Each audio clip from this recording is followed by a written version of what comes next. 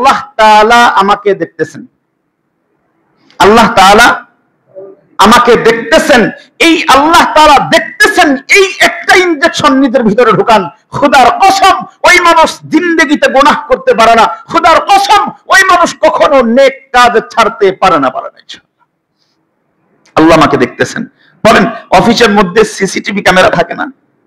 CC camera থাকে কিনা? যখন সিসিটিভি ক্যামেরা যদি তাক করা থাকে আর কর্মচারী যদি জানে যে মালিক আমার এই অবস্থান, তার সামনে টিভির মধ্যে বসে বসে পর্যবেক্ষণ করতেছে, বলেন কর্মচারী কাজে ফাঁকি দিবে তো? নাকি কাজের গতি আরো বাড়ায় দিবে?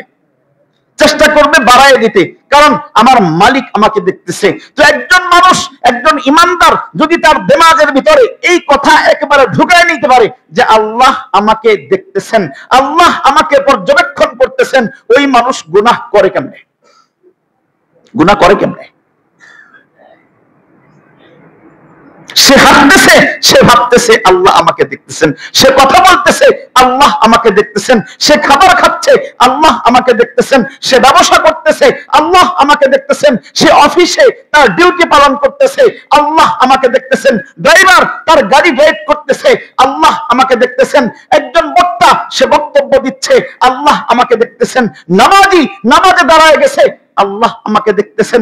যে যাই করুক না কেন, যখন সে ভাবে আল্লাহ তো আমাকে দেখতেছেন, তখন ওই মানুষের ভিতরে গুনাহ তো দূরে থাক, তার আমলের মধ্যে নূর আর নূর সে বাড়তে থাকবে। আল্লাহ আমাকে দেখতেছেন, একটা কথা জাস্ট, আল্লাহ আমাকে দেখতেছেন।